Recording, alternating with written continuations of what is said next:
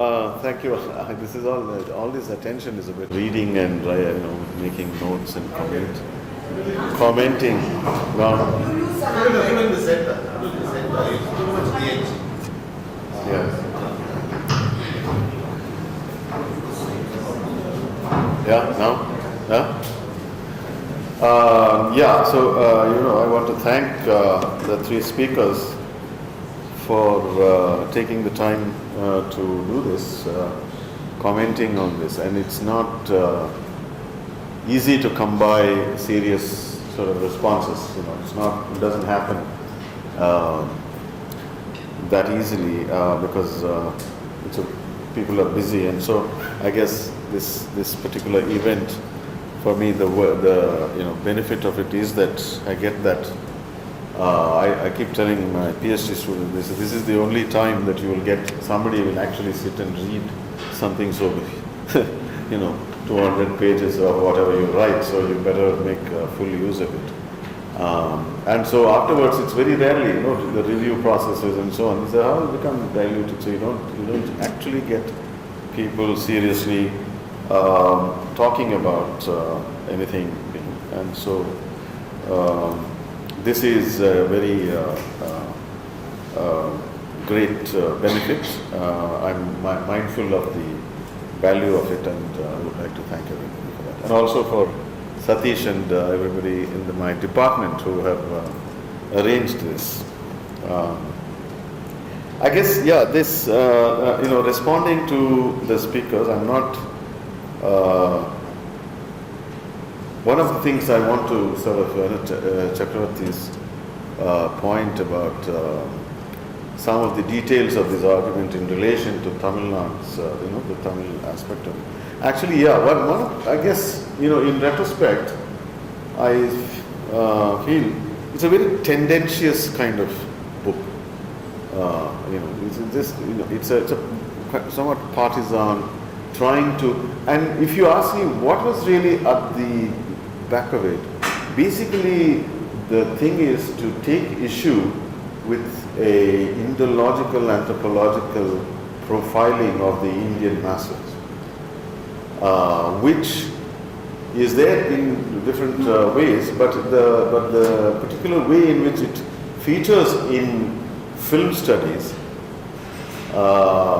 seemed to me, I think that was one of the moments, reading that kind of literature was one of the moments where I thought, are they not historical actors, right? So in a way, shifting the ground from these disciplines of a particular type of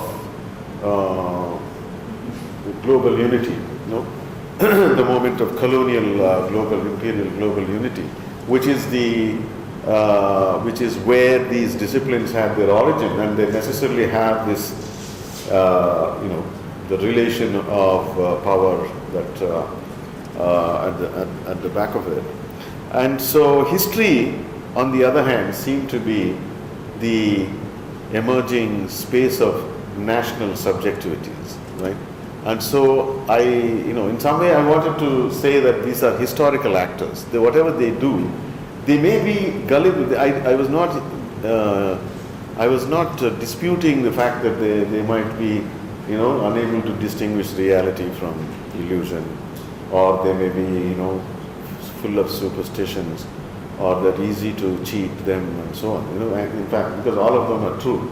So in that sense, I'm not arguing with those aspects of the anthropological thing, but about the fact that explains something which is there, because it's there. There is a place, there are people, there is history, there are all kinds of things going on, and we have. So if you ask the question, what do people put under the heading history, and what do they put under society or community or anthropological subjects, topics, and so on, is very interesting to see how this divides are. And this is a very recent and in itself a historical phenomenon, and we need to be conscious of this. How does it come about? How do these divisions take place? Or what is the logic? Where did and to what extent are we actually conscious that a lot of the things we think today, spontaneously, might emerge from various decisions about what is really historical and what is not historical, and so on. So that's one of the. So in that sense, it has that maybe it's not a secret sort of purpose, but it's there. I've stated it, but it's still it tends to be constantly trying to drag the whole phenomenon in that direction, to somehow make the point, rather maybe overemphasize the point that this is, that the Indian realities should be treated as historical events in history rather than as. So it's a kind of battle, within a disciplinary space also. And so, I mean, you pointed out. So I wasn't. So first of all, one of the issues is that the Tamil is the most written about. First of all, a lot of writings has come about. And as I said, it was not disputing necessarily the details of the argument so much as this shifting of the ground that sort of I was preoccupied with. And that's a very interesting thing, that whether is it imaginary, what about the imaginary dimension, and you brought about the female spectator, and it reminded me of something which I didn't actually finally use, but there was some material, like Bhagyaraj did an interview with MGR once. I somehow lost the reference, although I remembered what I had read, but I couldn't think. And he asked this question, why do you wear these dark glasses? So MGR said, I get a lot of female fans and they want to look at me, but if they think I'm looking at them, then they feel shy. So the glasses are a way of cutting my gaze, so that they can really, look at me and so on. So he actually says this, this kind of explanation. And yes, I mean, so in that example, there is the imaginary, as you rightly point out, but actually it's a mixture. It's not a word. Yeah, there is and indeed the male. I mean, here the community and the patriarchal connections, the symbolic as something that inheres in a gender relationships in the male, all of these are implicated. And it's a complex thing. Actually, I never got into it finally, this argument. How do you unravel this statement, for instance? How to understand it and so on. But it's there. So many such things have so I sort of sacrificed the detail, a lot of the complicating sort of things, in order to sort of take a very, as I said, tendentious kind of route to assert a few things. So the other thing, of course, I assert. And in a way, it's a very autobiographical thing, this whole language preoccupation that I have also brought in a very slanting kind of way here.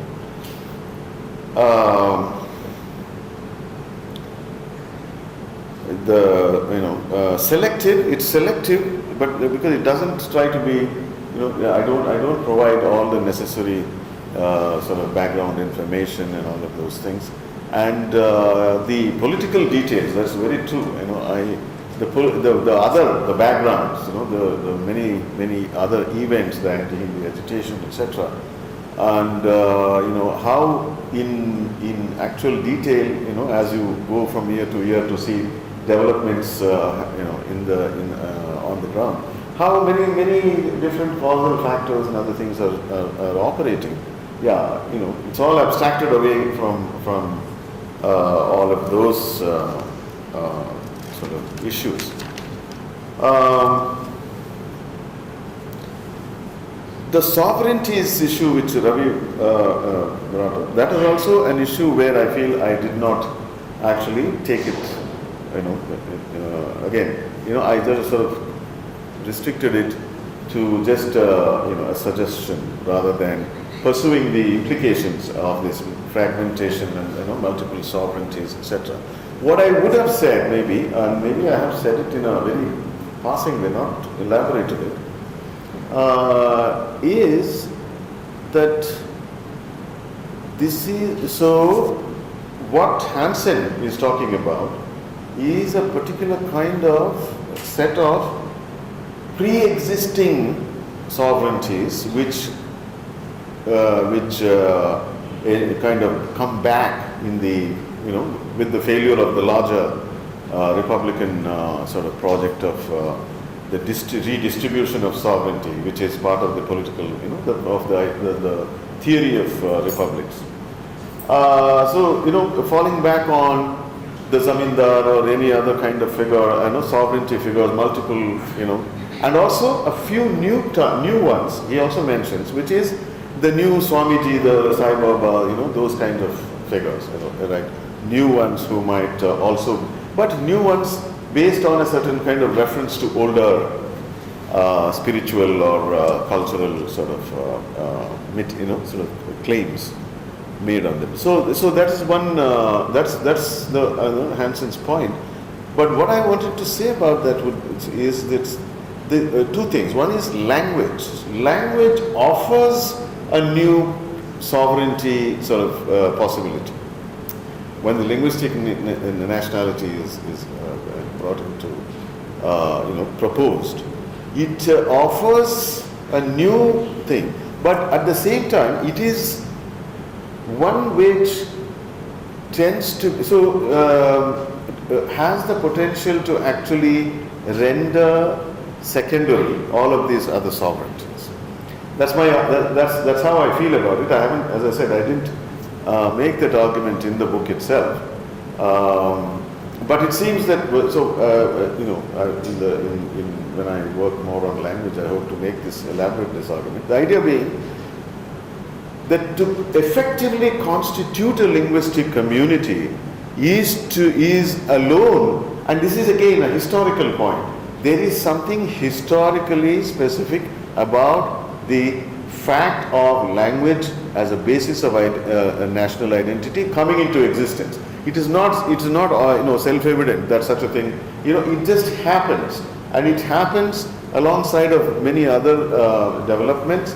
And it is unique, singular development. And it's not to be confused with the ethnic and so on. And because there is one side of language is attached to the ethnic, but another side it is the one that wrenches itself away from the ethnic into and so on. So here if I may, I'll bring in something which might illuminate what Arvind was saying, which is the idea, it's my sense that the idea that larger is more cosmopolitan than smaller, I believe, is fundamentally wrong. Manuel Castells is somebody who will argue this kind of thing, and I think it's a very positivist kind of spontaneous ideology that operates behind this. Because if larger were more, then empires would be more, better things than nation states, right? In a sense, so there is need to be think about it. And the other thing to say about it is the way it's about political mechanics. If you think about it, if you fragment and fragment and fragment until you come down to a world composed of individuals, lo and behold, you have the whole world is one. It's the other route. You can go to global unity by the other route, by fragmenting and fragmenting. Right? It's a formal route. That is, you develop political form in such a way. You can't develop individualism, for instance, on a global plane. You can't develop individualism in empire. You can develop individualism, which is, in my opinion, a historical achievement of human beings, right? As inhabitants of the third rock, as I say. to achieve individualism, you need a national space. It's just a historical argument. It's not normative or anything like that. There is another way to achieve individualism, which is in that cosmopolitan crust which accompanies all empires, for instance. For instance, by virtue of some particular thing, I happen to be a very world traveler, let's say, right? I go here and there, I work in some other place. So this is one way of achieving a certain kind of individualism, a freedom from ethnic and other kinds of narrow identifications. But this is not given to all, right? It's only given to some and necessarily limited. The nation state, on the other hand, is a machine for the production of individuals, to enable the largest number of people to achieve individualism, right? And so on. This is a different kind of thing. And so anyway, my point being is that this kind of argument takes is digressing from the issues here. But in that sense, so there are. I feel that the nation. My interest in pursuing this argument and talking about political inexistence, where my partisan sort of interest there is to sort of make an argument for the progressive, emancipatory, the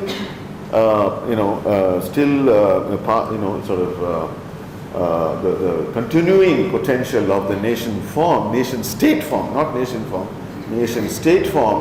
to in this matter, that is emancipatory things. That this framework is necessary in some as I said in a kind of mechanical, political mechanical kind of way. That without it can't be done. That's all. It's just a particular, if you like, a proposition. I feel that. So in that way, my perception is that in India, political inexistence has to do with these kinds of deprivations on the political front of the avenues for sovereignty of the modern kind. And so I'm treating the Cine Political event here as a kind of precipitation. That is, various different factors come to suddenly give rise to something out there. So in other words, it's a singular event. It's not replicable. And here I think Ravi's question actually, its replicability is something I don't believe is possible. But as he suggested, a conceptual metaphorical use of Cine Political in other fields is possible, and I think that's a useful suggestion. And I need to think about that. But this is a sort of singular event, and there may be many other events. For instance, if I look at Shiv Sena, it's a type of development which I would also include among the different kinds of ways that the political inexistence tends to generate solutions, or some way in which these kinds of outfits attract people. And if you look at Maharashtra Navnirman Sena, it's a thing. If you look at the history, there is this. There was some writing in UPW around the time that MNS was doing all that violent activities in Bombay.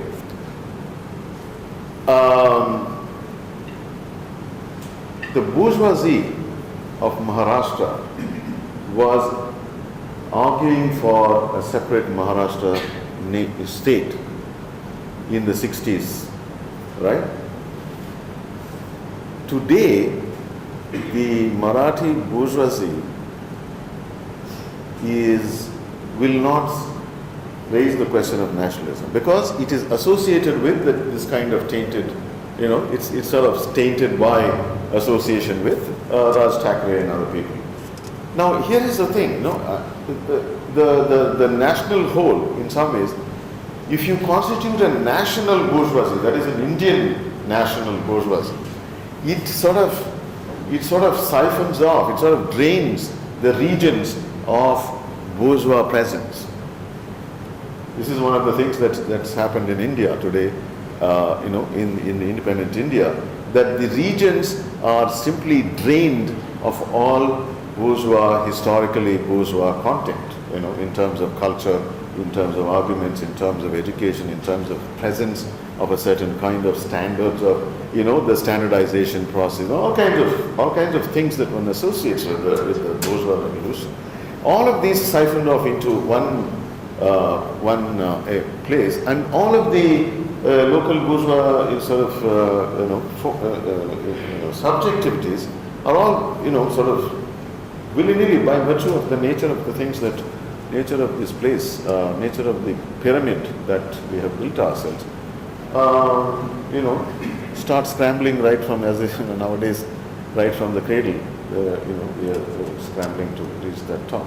So that is one of the interesting things, and so you have to see these also in terms of, if you think about the first phase of linguistic nationalism is led by the local bourgeoisies. If you look at Telugu nationalism, the Amrutanjan, the fellow who produced Amrutanjan, he was a very big figure in this nationalism here. Like that. There is bourgeois sort of element. Today, it's not there. And the cinema's second round nationalism, national identity politics played through cinema, which is what is the object, the topic of this book. It's the nationalism of the illiterate or the undereducated or whatever. There's no, it's a medium which enables national identification without the mediation of the written word also, or marginal sort of use of the written word and so on. And therefore, iconic sort of production, the multiple icons being produced and so on.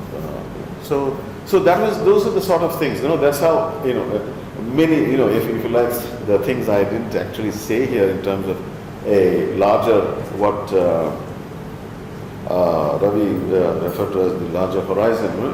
It still has some other aspects which, and partly it's also because I'm not able to articulate it very well. That is, in writing this book, I experienced a lot of difficulty in writing. Actually, it's something for some reason I couldn't quite, because of the multiple sort of this complexity of it. And I sometimes often used to think, is this some kind of craziness that it seems that it's some kind of idea about this reality which seems to be completely like nobody, I can't, nobody seems to actually think like this. What is it and so on. So there's also on my part a hesitation in putting it out, saying it, thinking maybe I should tone it down, not say quite, and so on, because it sounds crazy or something like that. It actually does. It's a serious problem. It's not exaggerating. It seems that so like that, and there is a lot of incoherence. My commentators were very kind. They appreciated the writing, but I think there's a lot of incoherence also in the way, and partly it's because of the failure to sort of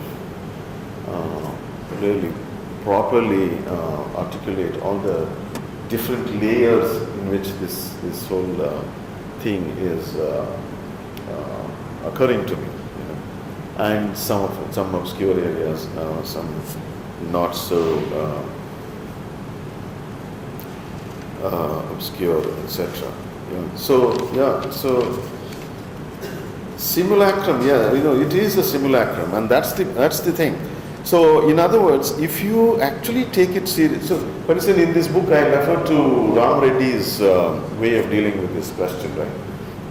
What he does is, he says, okay, here is a social science way of dealing with this problem.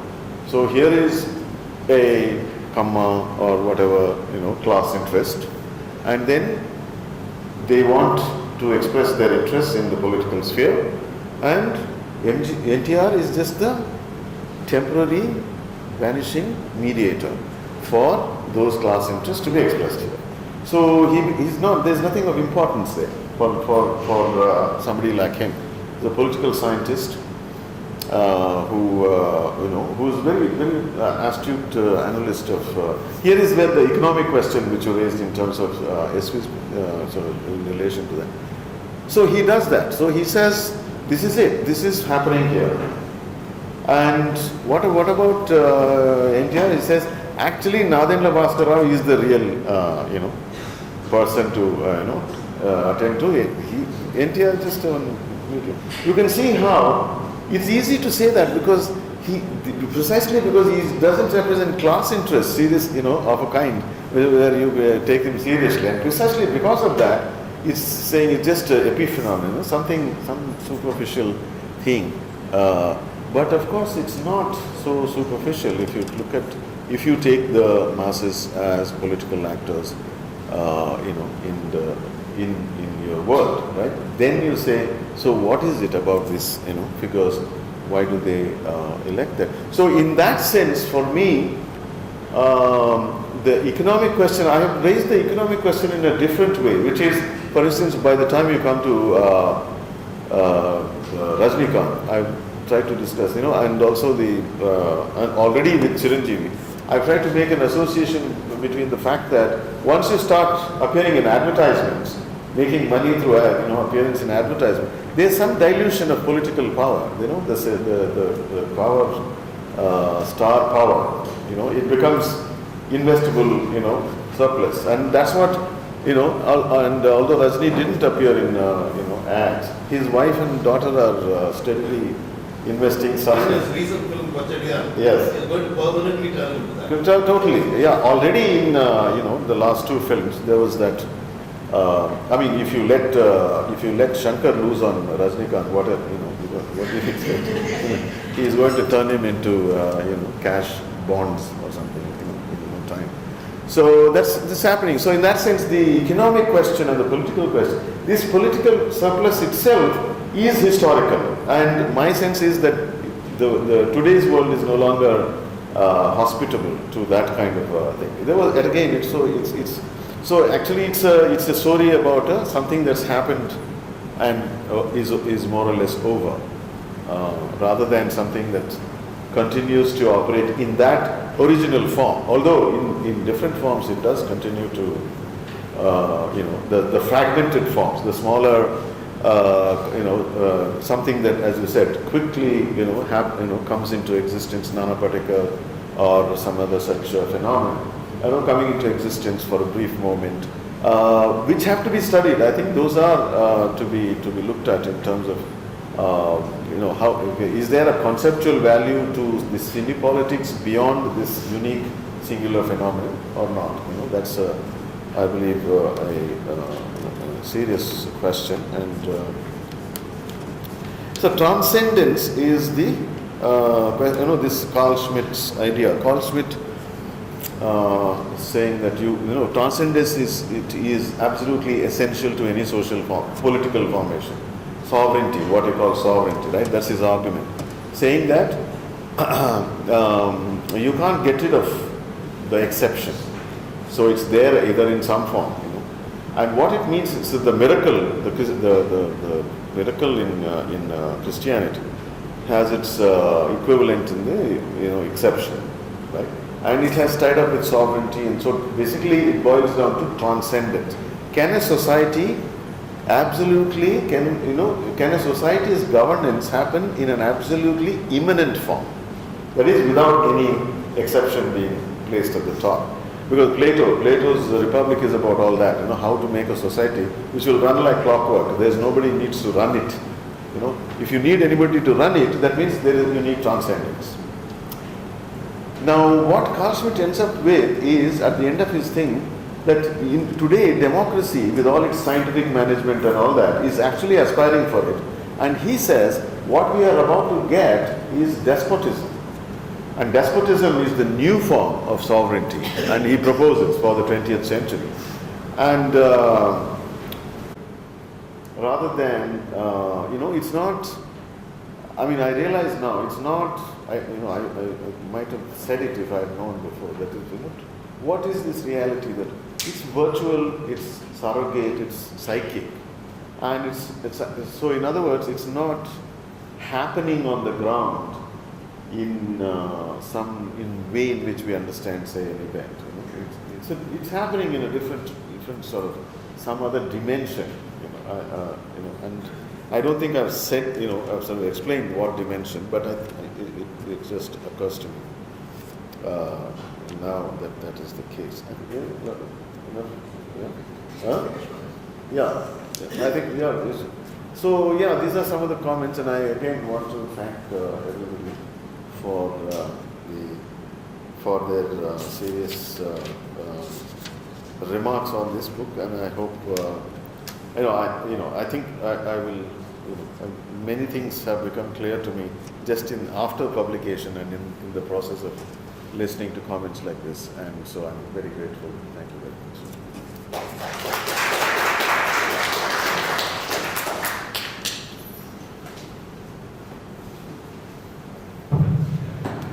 All of us, there is an absolute release and a pleasure for the chair, and you don't have to pass clips to the speakers. All of them kept to time, and we have plenty of time now for discussion.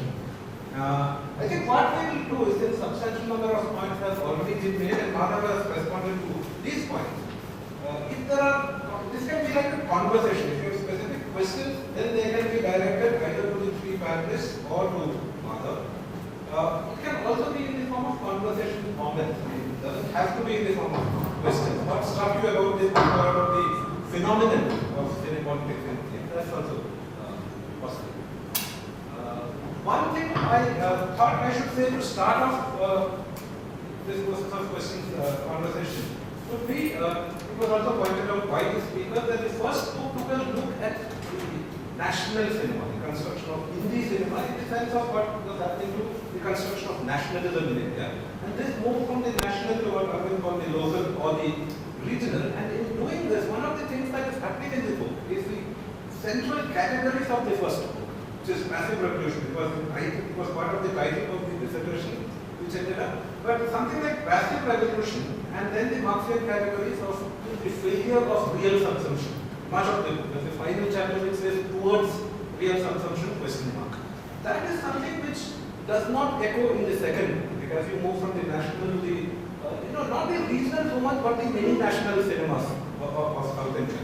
The question of the passive revolution and the move towards real consumption is not picked up. Instead, what we have is a further set of Marxian notions, which are very interesting. One is working on political existence, and the second one towards the end of the book, where the comment on Marx of political existence sometimes behaves as if it is aesthetic representation. This notion. But these are two different registers. In the first book, categories from Marx I used to read in the cinema.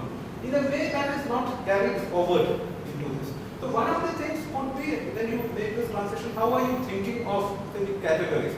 There is a sense in which it feels like a trilogy in the making, because you are thinking of cinema. So if you move into the study of the connections between cinema and politics, then these notions that you work on with Marx, what is the connection, if at all, that you see? Is one thing that struck me. And the second one is more a question of clarification. That is, South India is there and Malayalam is there in a footnote. And I'm not asking you that you should do Malayalam, you should do it. It's not a question of that. But when you say cinema and politics in South India, one thing that was happening in the 1950s and 60s is that the Communist Party, for example, was talked of as the National Party of Kerala. I don't know if you have come across. There was that moment where they talked of the CPM as the National Party of Kerala, and there was an interest more in theatre than in cinema, admittedly. They mobilized to cinema quite a lot. So I was just wondering whether, in addition to that footnote, a supplementary footnote, I'm thinking about, since it's South India, whether you would, if you were to expand this to also include the Kerala, there are no politicians emerging from cinema, but there was a lot of political activity, and it was also said that the activities around theatre and some cinema actually led to the election of Namboodiripad. So there was a political thing, whether filmmaker didn't get elected, but Namboodiripad becoming a chief minister had to do with the cultural. Yeah. So I thought there also the division between Prem like the, you know, like MGR